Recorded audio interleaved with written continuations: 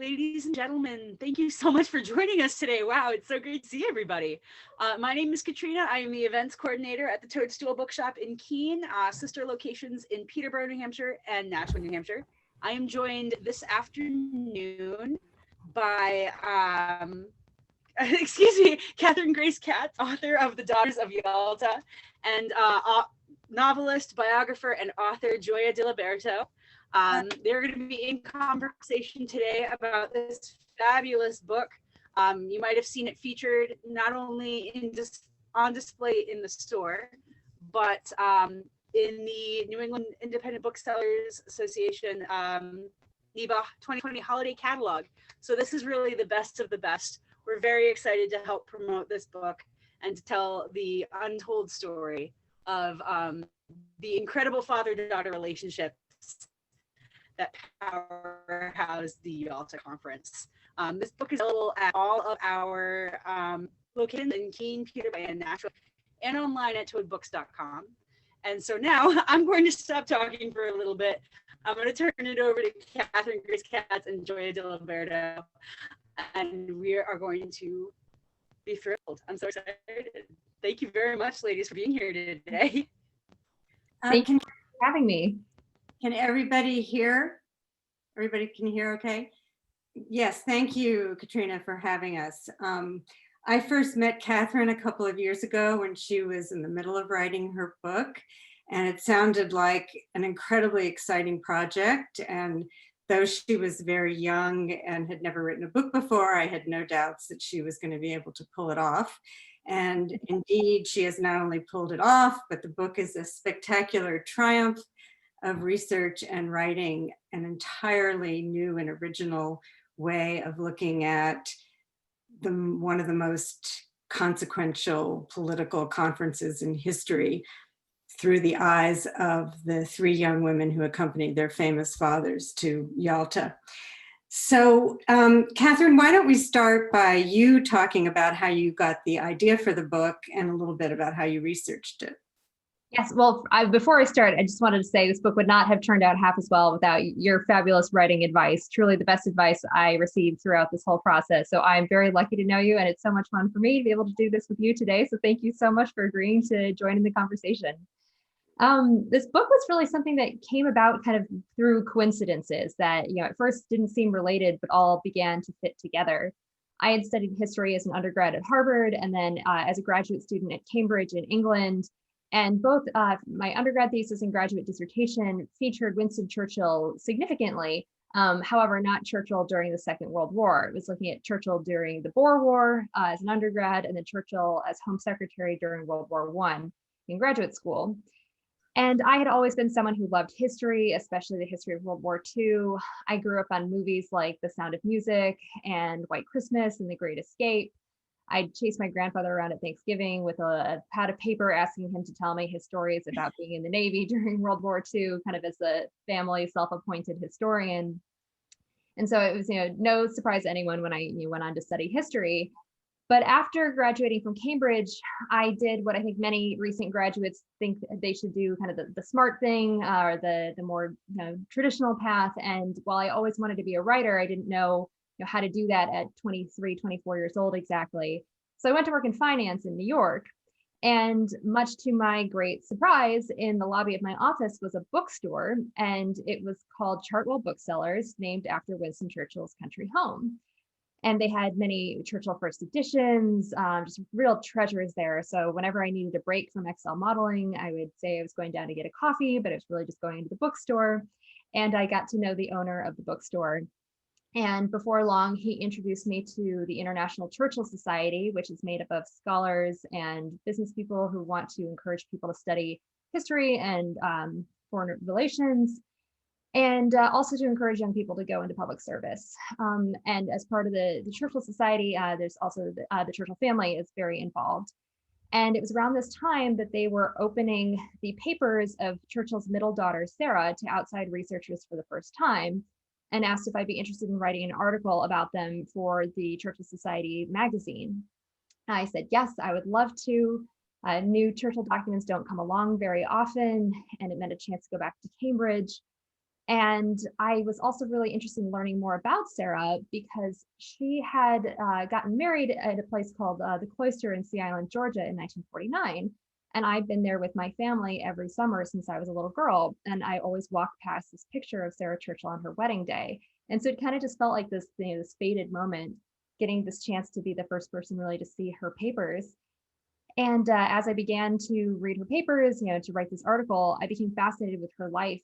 She, some people know her as having been an actress. She starred in a movie with Fred Astaire, but I was especially intrigued by her wartime experience. She'd served in the women's branch of the RAF and had accompanied her father as his aide to both the Tehran and Yalta conferences.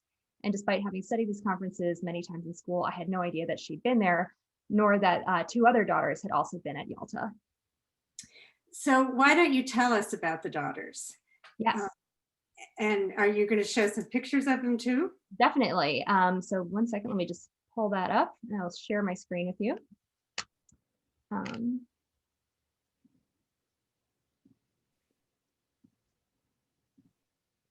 So this is a picture of the three daughters at Yalta. So you have Sarah Churchill in her WAF uniform. She is 30 years old at Yalta. Anna Roosevelt is in the middle.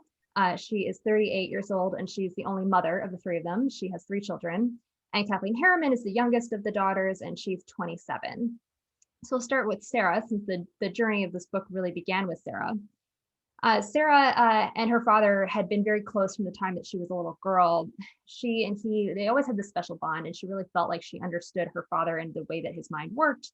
They'd spend hours together in the garden, engaged in one of his favorite pastimes, which was bricklaying. This is something that he did to relax. And she would be out there with him as his assistant. And so they'd have these very quiet, contemplative hours together where she learned to kind of understand the way that he thought. And she said that she could walk in silent step with him. Even if he wasn't speaking, she knew what he was thinking. And so she had been an actress, kind of made a somewhat rebellious career choice at a time when there weren't many careers open to young women of her class and her era.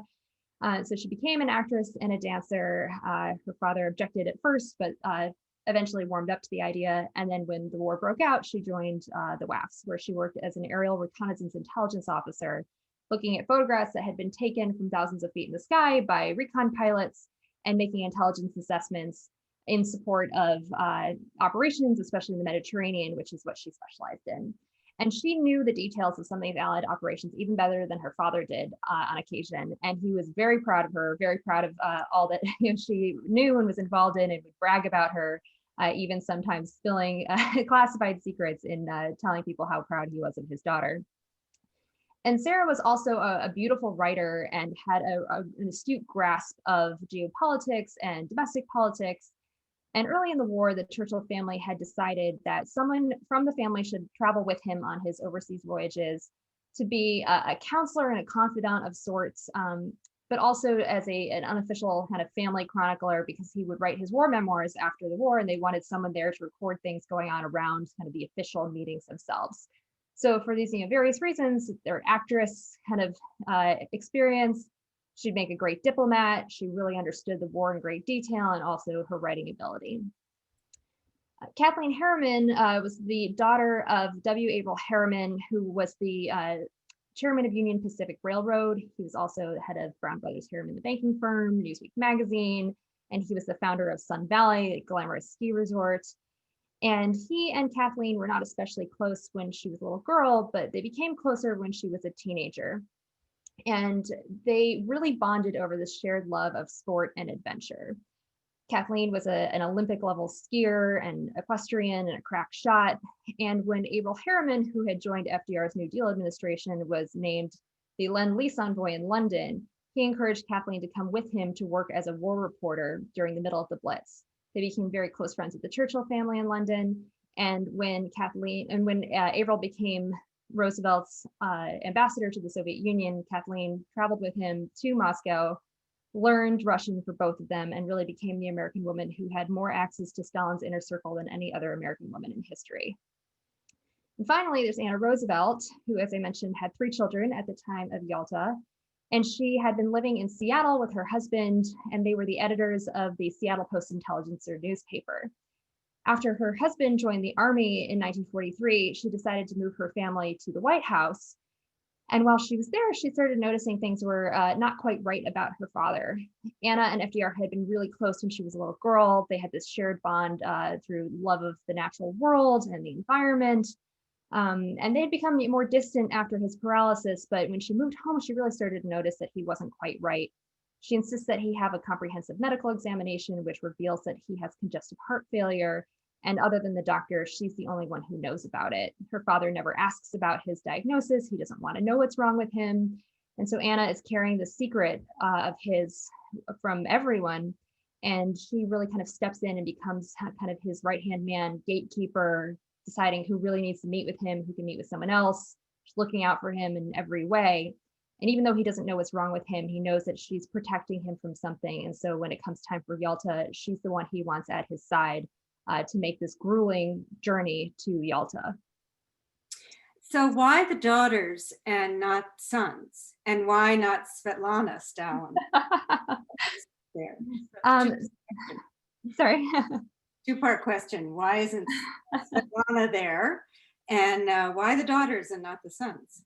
So Svetlana is not there because she did speak English. She could have been very valuable to Stalin in this environment. Svetlana is 19 years old at the time. She's married and pregnant with her first child, but she and Stalin have a terrible relationship. She learns as a teenager that her mother had committed suicide, really driven to it by her father's cruelty. She decides to rebel and has an affair with a married older man who Stalin then sends to Siberia. She then rebels again and impetuously marries one of her classmates, and he is Jewish, and Stalin takes exception to this and refuses to ever meet him. But he also doesn't like her to interact with foreigners. Churchill did meet her one time on a trip to Moscow, but Stalin paraded her around almost kind of as if to show, that he was a family man, which is kind of this odd persona for him to adopt. And so it was very odd. So he really did not turn to her in the way that these other fathers did, in ways that were, I think, surprisingly ahead of their time. As for why they didn't bring their sons, Averell Harriman did not have any sons, but he really encouraged his daughters to be as involved in his business world to the extent that they wanted to be. Kathleen had begun working with him in Sun Valley during her college vacations, and she really became his right-hand man there. And this relationship only grew over their experience together in London, where they really became more like colleagues or business partners than parent and child in a way. Anna Roosevelt, I think, is it's somewhat surprising to see kind of how difficult it was for her to secure a place to go to Yalta. When you think of FDR as being a really progressive person who's very ahead of his time in so many ways in domestic policy, he and Eleanor were a great team. But in kind of he, I think, bought into some more traditional gender roles within his family. He had previously brought his sons on his overseas trips, largely to help him physically, to help him stand, to move because he was paralyzed. And Anna had always begged to come, and he'd always, kind of held her at arm's length. But this time he really realizes that he needs her, and she's uniquely suited to be the support that he needs at this time. And then in the Churchill family, Randolph Churchill Randolph was Winston's only son. He did sometimes come to these conferences. He was there at the kind of the pre-meeting in Malta before they went all the way to Yalta. But he's a bit of a loose cannon, drinks too much, kind of is not the most reliable. And so Sarah is really the one who has the demeanor to be in this environment and to be an invaluable counselor and aide to her father. So these three young women with these very interesting and very complicated, even messy lives converge at Yalta, and they arrive on after this very harrowing journey. So to give people a flair for the book, could you read that section, Catherine, where they are observing the soldiers guarding the road? Yes. So one of the things that I loved writing about this was that the observations that the daughters had, they were so rich and so vivid. And the sense of place really stood out to me as something that was very palpable, and Yalta was almost kind of a character of its on its own. And so one of the things that most struck me was kind of the environment and the natural world in the Crimea, and also the Soviet kind of treatment of their own people and the difference between the splendor of Lavadia Palace, where they were having the conference, and what lay just outside. So this passage comes when they're on their way to Yalta from where they've landed by airplane in the Crimea. Farms stood abandoned. Nearly all the buildings lay in scorched ruins alongside charred remains of trains, tanks, and other instruments of war, as if General Sherman had risen from the dead for an encore march to the sea halfway across the world. The only people the travelers saw as they rolled slowly southward were Soviet soldiers, many of them women and teenage girls, who stood at attention along the road every several hundred feet. It appeared that an entire infantry division had been pulled off the line to guard the route, though the presence of these careworn soldiers could hardly have been more than ceremonial. Few carried rifles. More striking than their gender or their lack of arms were their faces. The soldiers had been drawn from the many ethnic groups that made up the Soviet Union: Russians, Ukrainians, Belarusians, Georgians, Armenians, Azerbaijanis, Uzbeks, Kazakhs, Chechens, and more. Each soldier, bundled in a long padded coat, was intended to be a nameless copy of the preceding soldier, an identical cog in the wheel of the state, but their faces betrayed their individuality. Beautiful. One of the fascinating things about this book is seeing the famous figures, the big three, Stalin, Churchill, and FDR, through the eyes of these young women.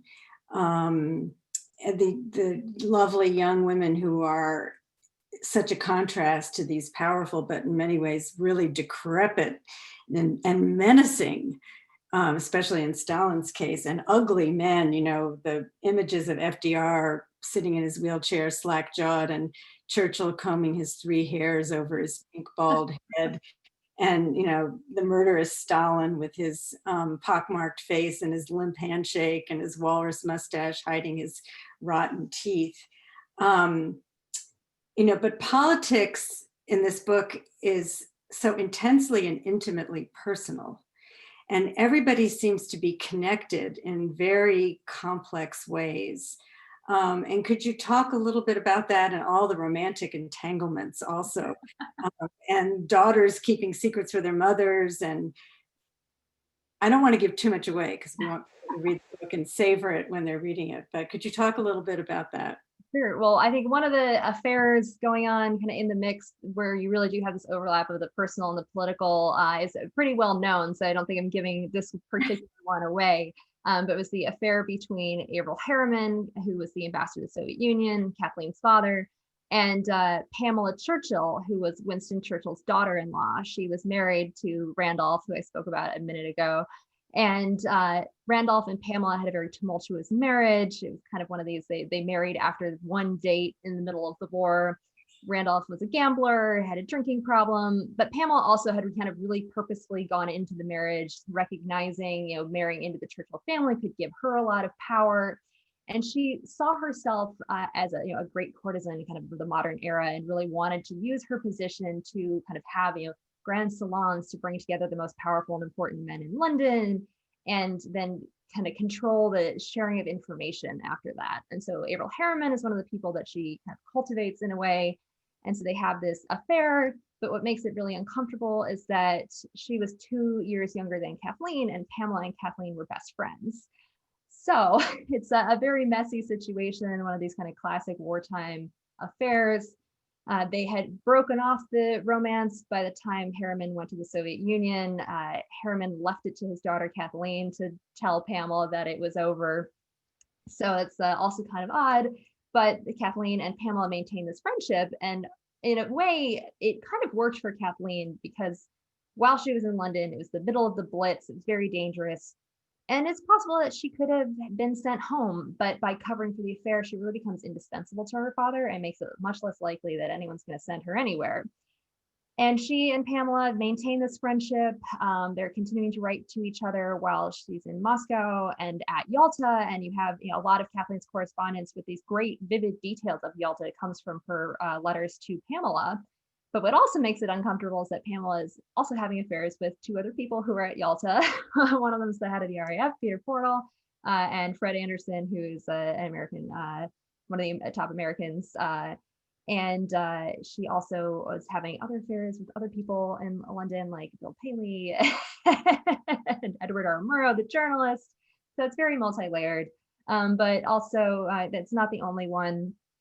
Sarah Churchill had developed a romance with John Gilbert Wynant, who was the American ambassador to Britain. He was not at the conference, but is constantly writing to people at the conference. So he's kind of there in spirit. And also, you know, the friendships between the daughters are really interesting. Sarah and Kathleen had known each other and become friends from this really intense time in London. The Churchills and the Harrimans had been celebrating Kathleen's 24th birthday on December 7th, 1941, when they all learned the news about Pearl Harbor. So it's an environment. There are very few young women who really know what it's like to be at the table, you know, of the upper echelons of power. And so Kathleen, Sarah, and Pamela Churchill are three of a very small group. But Anna Roosevelt, even though she was the oldest, was really the least experienced of the three of them in this kind of world, especially in the world of foreign policy. And you can see some of the insecurity that she has about her own position there. Even though she is, I think she kind of thinks of herself as the ranking daughter, as the president's daughter.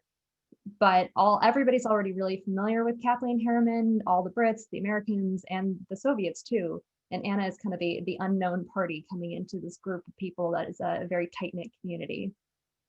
Very, very rarefied elite world that they're in. And FDR and Churchill have a special bond during the war, but it's breaking down, and we see them weaker, and Stalin as stronger, and all of these, you know, horrible people around Stalin, like Beria, who's just, you know, it reads like an Agatha Christie novel. You know, these characters that you can't believe that they're true. You know, they're so evil, and seeing them through the daughter's eyes, you know, through the eyes of innocence and beauty and youth, just makes them even more menacing and evil. One of my favorite scenes in the book is a dinner party at the villa where Stalin was staying, and where Kathy gives a toast in Russian. Could you talk a little bit about that? Because that scene seems to encompass so much that makes this book so gripping, which is that mixture of tension and menace and luxury and privations, 4 bathrooms for 100 people, yet all the caviar you can eat and vodka you could drink. So if you would talk about that a little bit, that would be really good. Sure. So the three delegations were staying in 3 different homes. The Americans were staying at Levadia Palace, which had been the Tsar's summer residence. And they decided to have the conference meetings at Levadia. It's the biggest one, but also to make it easiest for Roosevelt to attend the conferences so he doesn't have to travel every day.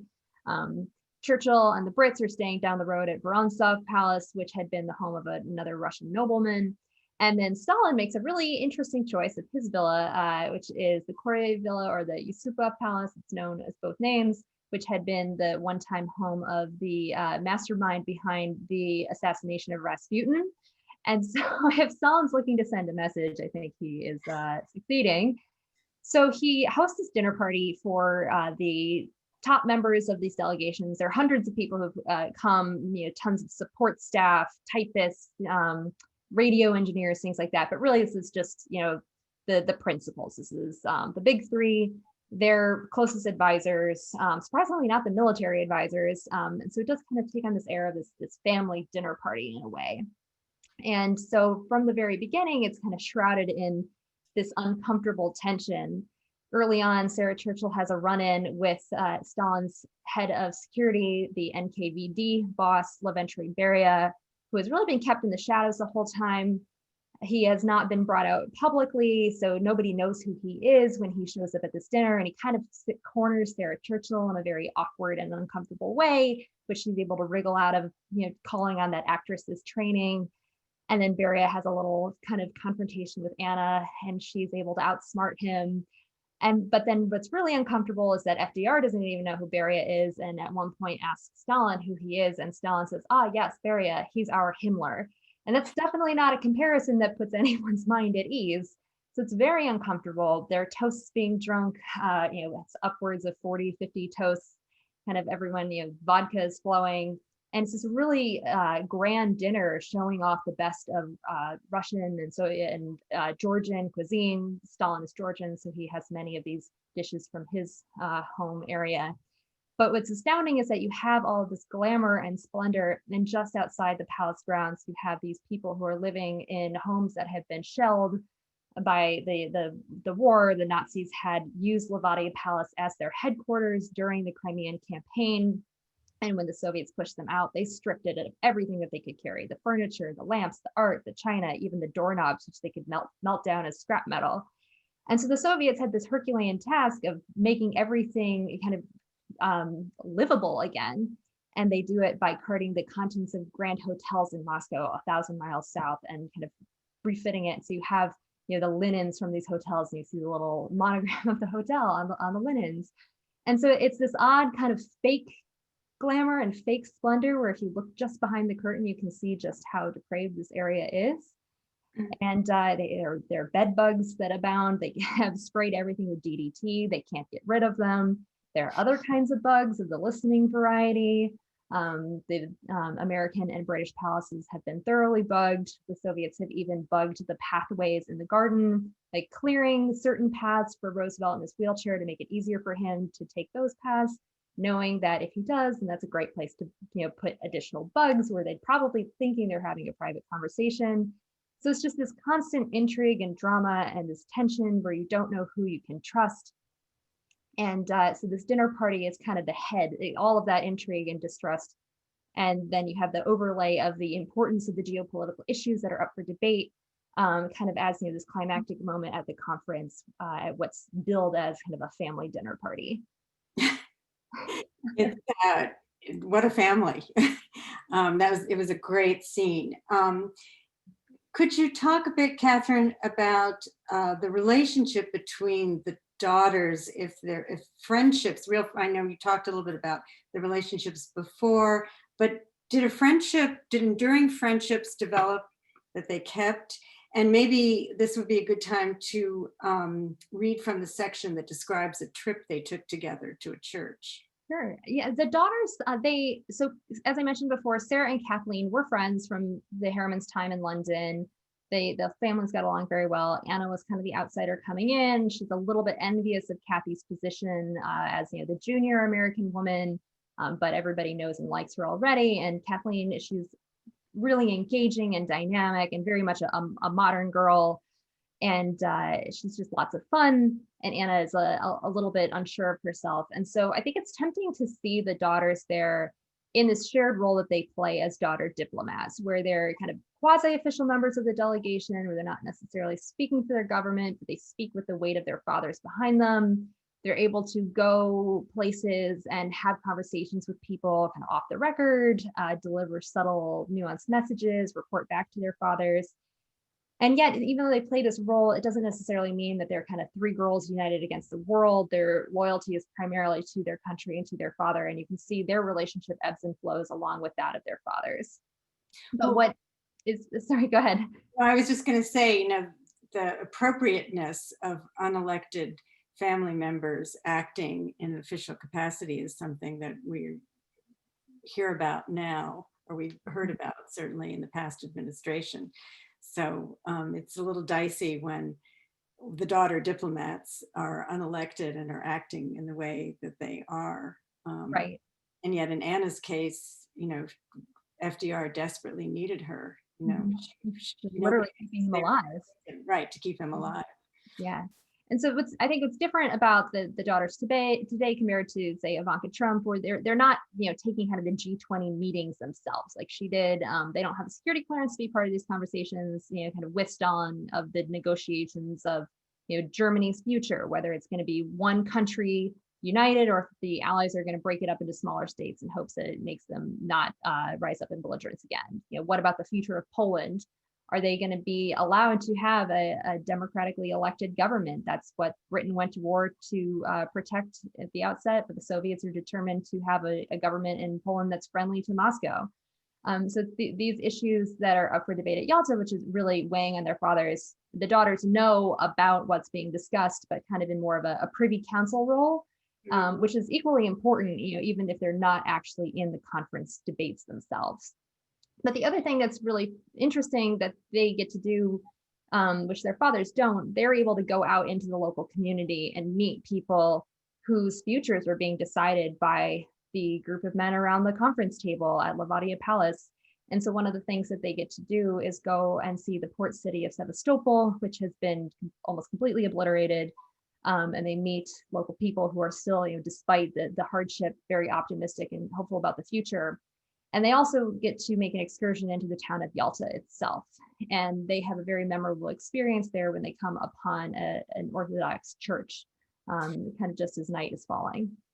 The daughter's youth and health is in such marked contrast to so many of the people who have key roles at the conference who are literally dying. I mean, Roosevelt was dead, what, in April, like a month? Yeah, he after 8 weeks after Yalta. And Harry Hopkins, who was dying and would be dead within 6 months. And it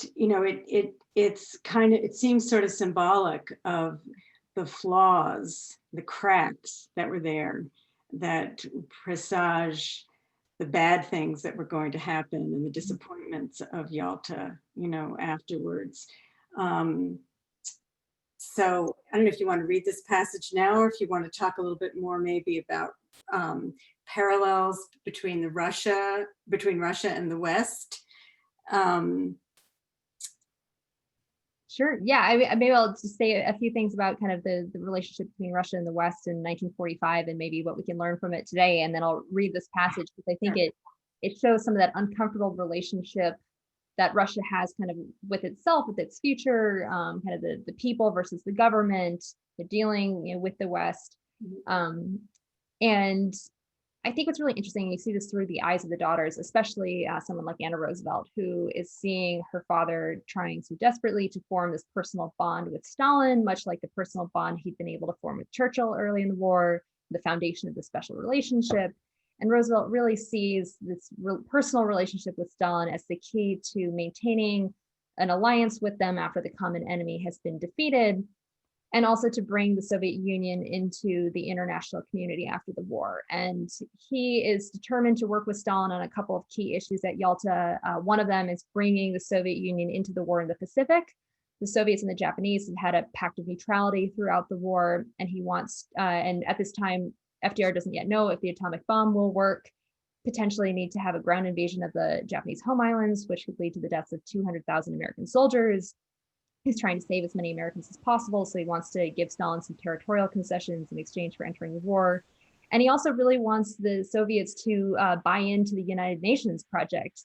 He sees this international peace organization both as his personal legacy to the world of being able to succeed where Woodrow Wilson failed, but also the way to keep the Soviets as part of this conversation with Western nations. But unfortunately, despite these personal overtures he's making to Stalin, it just doesn't work in the way that it did with Churchill or like it would with another Western leader, where even if Stalin really likes you, and I do believe that he personally liked and respected FDR, it's not going to change the way he pursues his foreign policy objectives. And this is something that FDR almost kind of is very short-sighted about. The Brits are much more aware of this dynamic. And you can see Sarah Churchill talking in her letter to her mother about FDR seeming very distant from her father now, kind of not sure if there's something wrong with his health or if he's just moved away from the Brits. And really, she doesn't know it, but both are true. And she's very observant. And I think that one of the lessons that we can draw from Yalta is that looking at the way that we've pursued foreign policy towards Russia and the relationship with the Soviet or Russian leader, I mean, even as recent as the Bush, the Obama, and the Trump administrations, where there is this attempt to build a personal bridge with the Russian leader, it just doesn't really work in the way that it might elsewhere. It didn't work in 1945, and it's really not working today. And so maybe we need to reassess how we think about that relationship and whether, even if Putin steps down tomorrow, is what replaces him, does that lead to any kind of different relationship? And I don't know that the answer is yes. I think that there are just kind of certain geopolitical constraints that will always be a factor that are not as determined by the actual individual who is leading Russia. And character restraints. I mean, how could you possibly trust someone like Stalin? How could you possibly expect that a agreement you forged with Stalin was going to hold up if he decided he didn't want to honor it, you know? Exactly, especially with the Russian Red Army, boots on the ground across Eastern Europe and especially in Poland.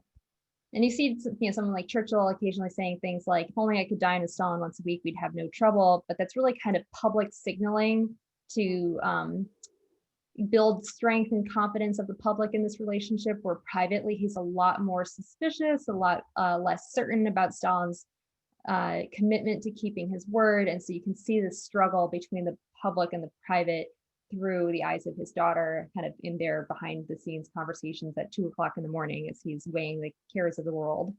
Right. Did Anna know about the Manhattan Project?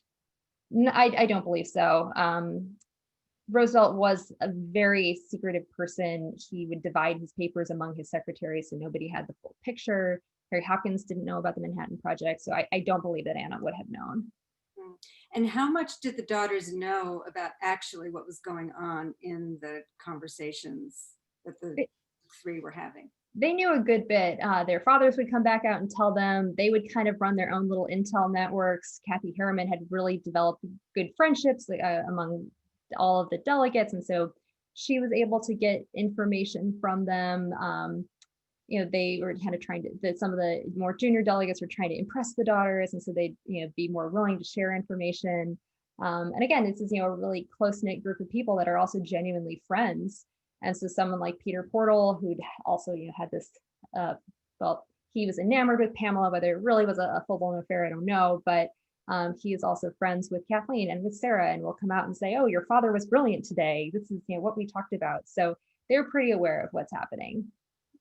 So we started to talk about before, and before you read this passage, could you, I don't want you to give too much away, but could you speak a little bit about what happened with the relationships between the women afterwards?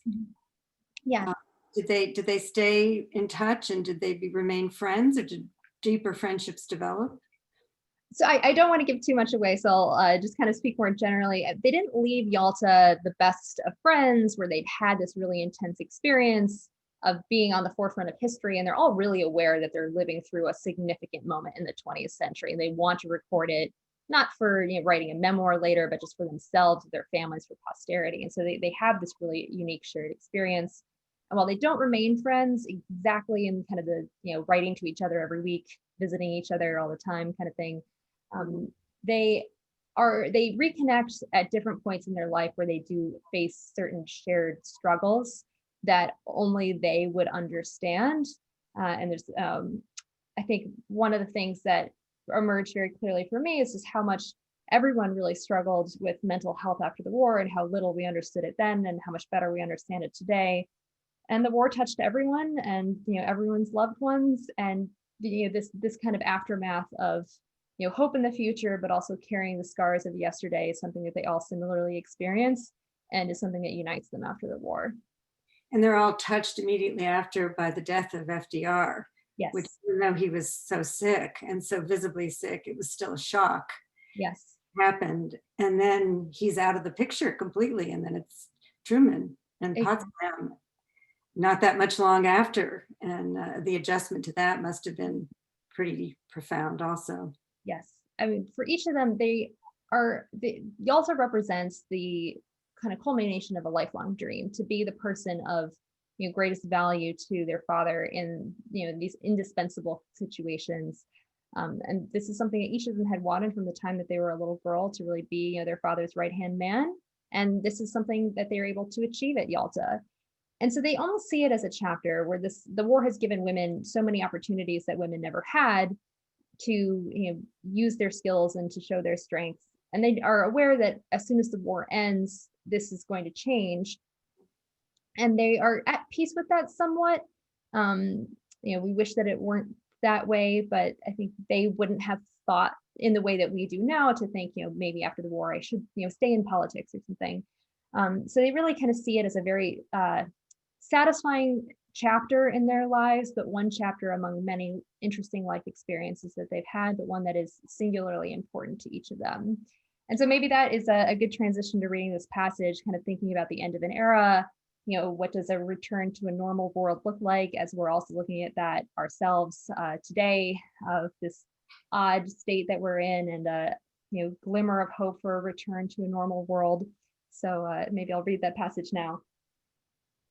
This comes, the daughters and Harry Hopkins' son, Robert, who was there as the official conference photographer, had gone out into Yalta, the town, while their fathers were having one of their plenary sessions. This is at the end of their day. The foursome decided they should soon be getting back. It was an hour's walk to Levadia Palace, and the sun was beginning to set. But just as they were about to leave, Sarah and her three companions found themselves standing in front of a small Orthodox church. There was a service beginning inside. For a moment, they hesitated while deliberating whether to go in. Timidly, they decided to take a peek. As they looked inside the church, they were met with a surprise. Robert said he thought religion was stifled in the Soviet Union, but this church was brimming with people. Looking around this little Crimean church, Sarah observed that the sanctuary was lit only by myriads of little candles which hardly pierced the gloom. People's faces, as if painted by a tenebrist, were illuminated in otherwise complete darkness. Compared to the streets outside, though, the church felt comforting and warm. Incense was burning and a choir was singing. Sarah could not see the singers from where she stood, but the room echoed with robust resonance of men's voices raised in song. There were no instruments to accompany their singing, no pews, chairs, or benches.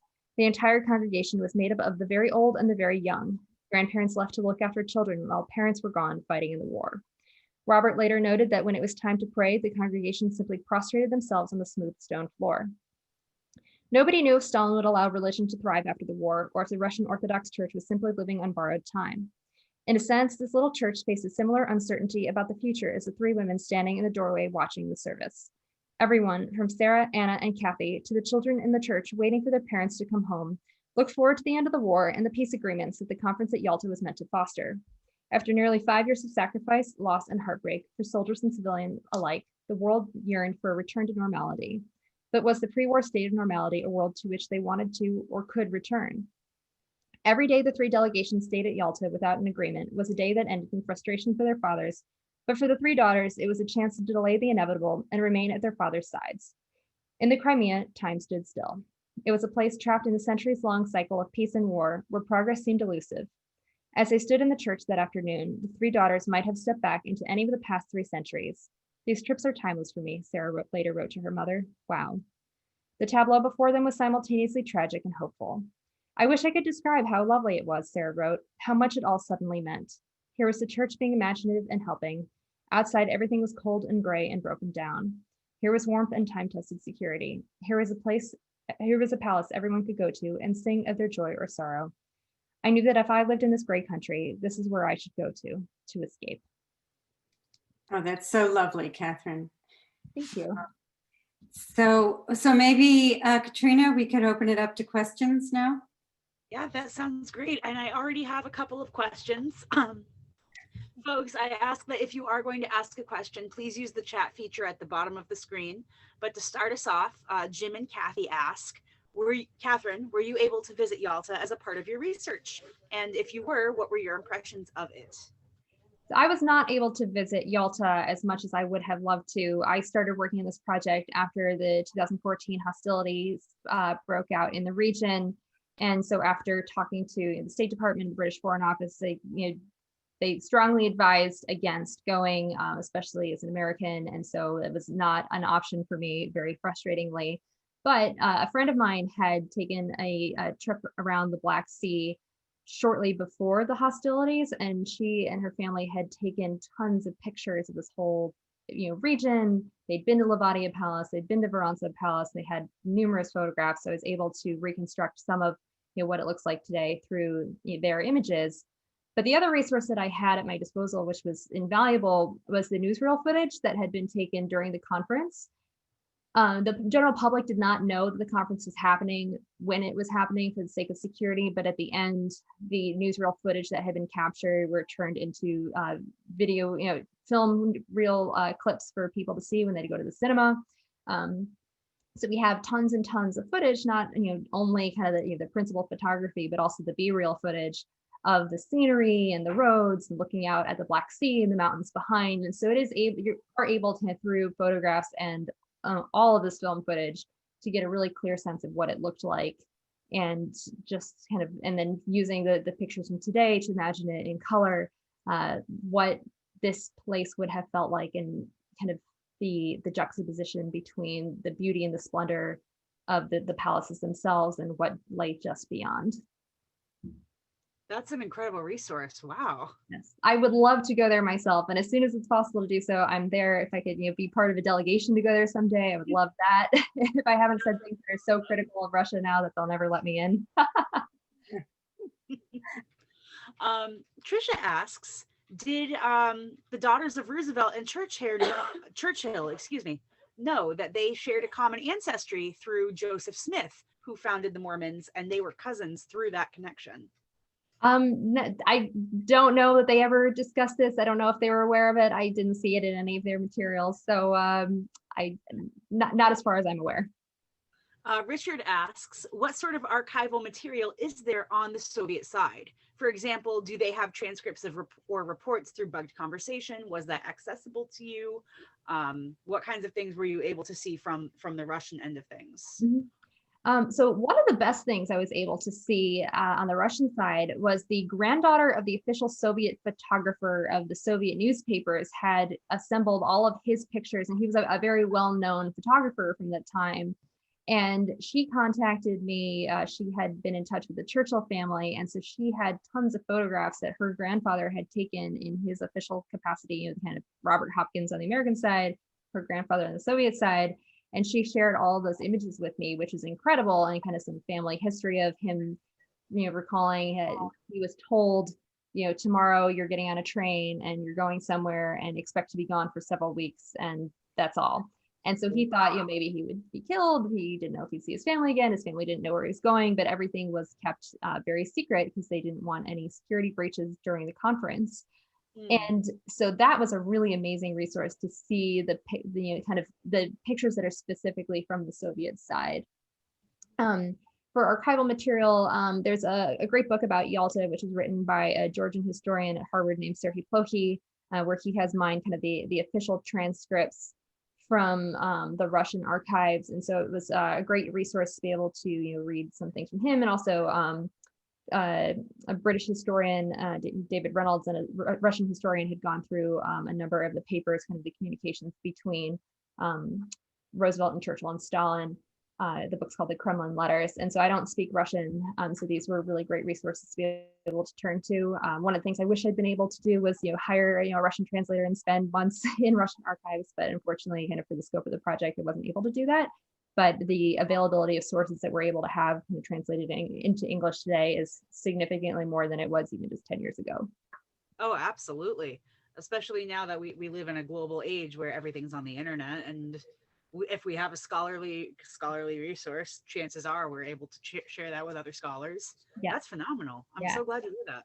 Yeah, it's great. A lot of the correspondence between Churchill and Roosevelt was edited and compiled by I believe a historian at Princeton, Warren Kimball, who he kind of has 3 volumes of the correspondence between Churchill and FDR, and then there are the Foreign Relations in the United States papers, which have all been digitized from FDR's administration, and those are a fantastic resource, really accessible to historians today.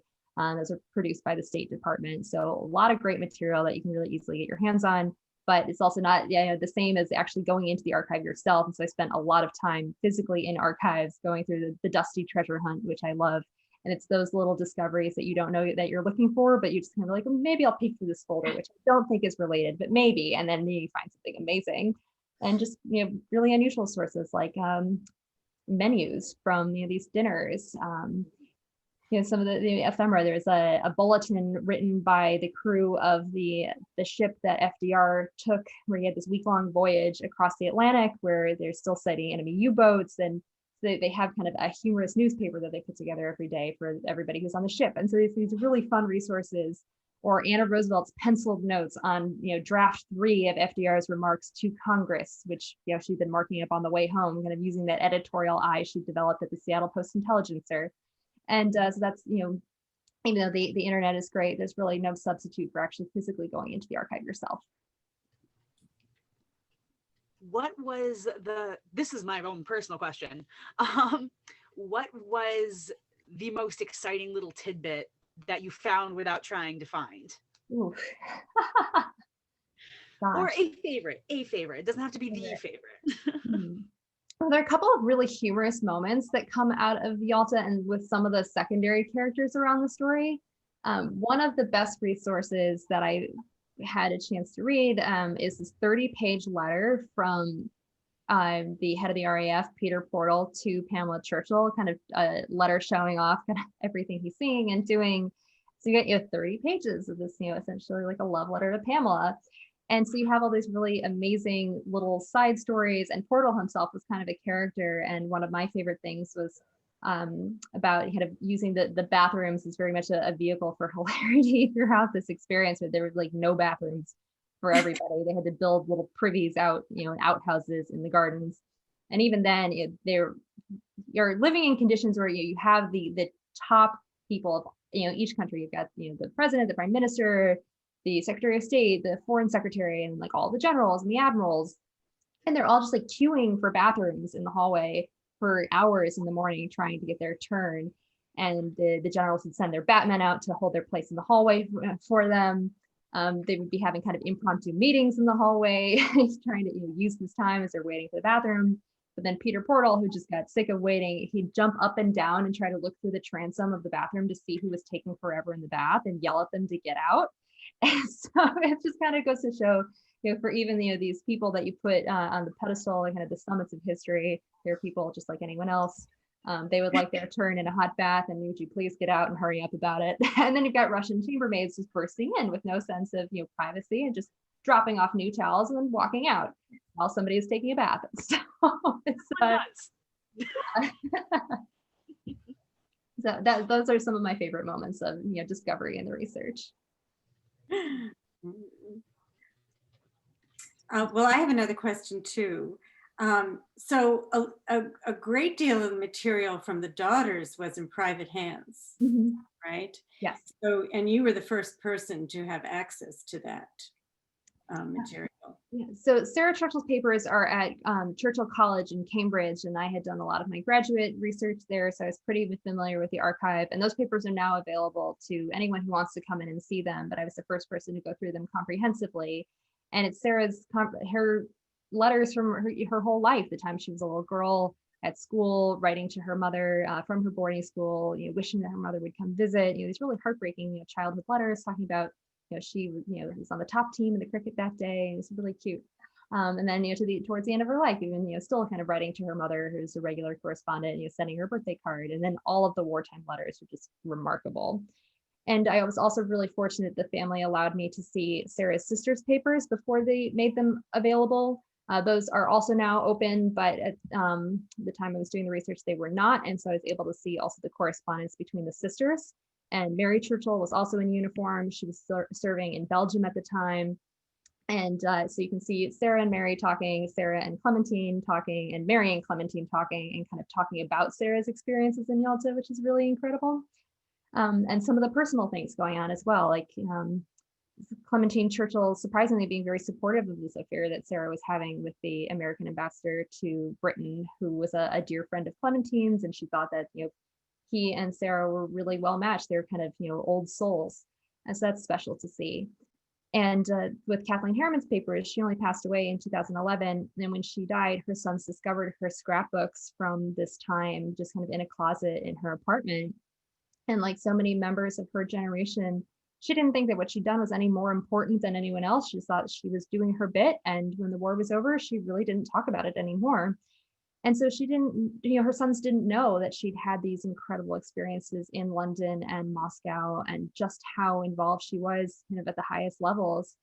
And so after they died, started going through this box of letters that she'd written to her sister and to Pamela Churchill during the war. And really what they'd only known is kind of occasionally she'd say goodnight to them in Russian, but didn't really talk about the extent of her experience and adventures there.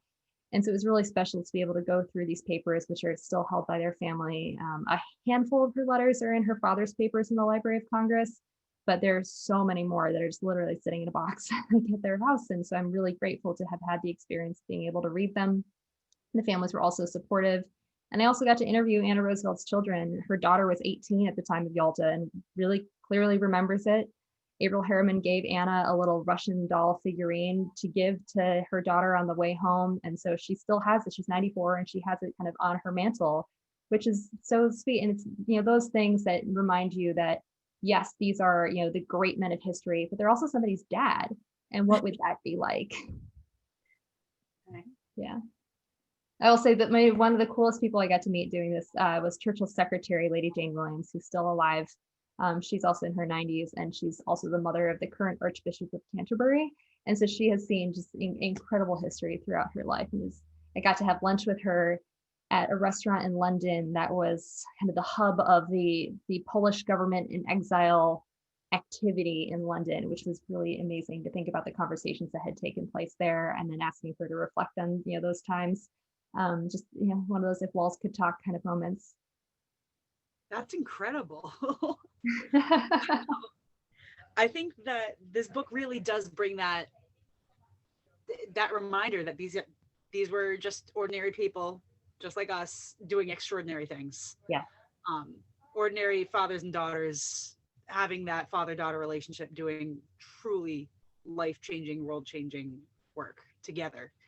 Exactly. Thank you so much. This has been phenomenal. Both of you, Gioia and Catherine, thank you so much for being here.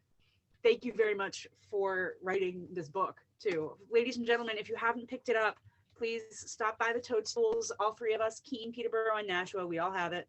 Toadbooks.com. You can get it online. You don't even have to talk to us if you don't want to. That's fine. I get it. Thank you. Great read.